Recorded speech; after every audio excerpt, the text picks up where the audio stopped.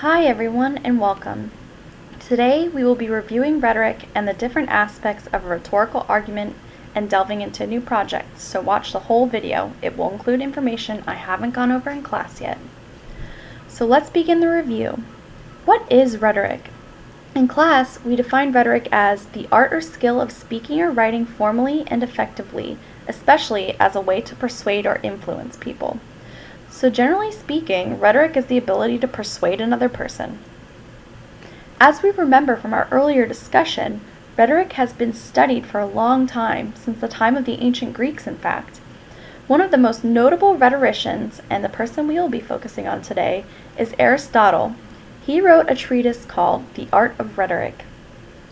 In this treatise, Aristotle established a system of understanding and teaching rhetoric that is studied even today.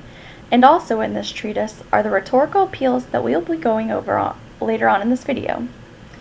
It is because of the work done by people like Aristotle that we are able to use rhetoric to look at popular texts and critically dissect them in order to see how sturdy their argument is.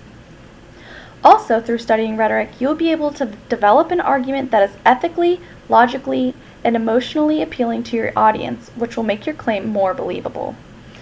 Now that we have refreshed our memories of what rhetoric is, let us discuss how to make a strong rhetorical argument. There are two aspects of a rhetorical argument that we will be focusing on: the rhetorical context and the rhetorical appeal.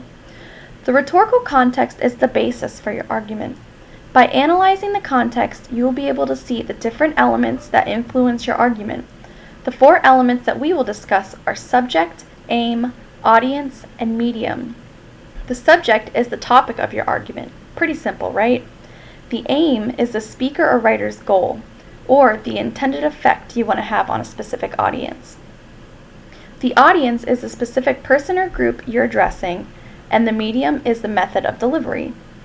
The other aspect of a rhetorical argument are the rhetorical appeals. Aristotle observed that there are three ways that a speaker and/or a writer can make their claim more believable. By being able to effectively use these appeals, you will be able to support and make your argument stronger. The three appeals are called ethos, pathos, and logos. Ethos is Greek for ethics, and it's all about your credibility, reliability, and authority as a speaker or writer. Essentially, this is your reputation with the audience. Pathos focuses on emotions. The root of this word path means feeling or suffering. And the last appeal, logos, focuses on the text itself by using data, examples, and statistics. A way to remember this appeal is that it sounds like the word logic. You can think of logos as supporting information for your argument. So taking our knowledge of rhetoric and rhetorical arguments, let's make our own. Okay, so let me preface this with some info and instructions for you. You will be expected to create your own video that breaks down a rhetorical argument that you've come up with. In my example, I do not provide factual information that supports my claim. You will be expected to support your argument with real data and statistics. But don't fret, I'll hand out an assignment sheet with detailed instructions, so if you have any questions, you can ask me in class. Use this video as a guide and an example for what your video should look like. Okay, so the context will fully describe the different aspects of your argument. The subject of my argument is everyone should eat peanut butter and jelly sandwiches for lunch. The aim of my argument is to persuade Leon County to adopt a lunch menu of PB&J. My audience is policymakers, students, and teachers.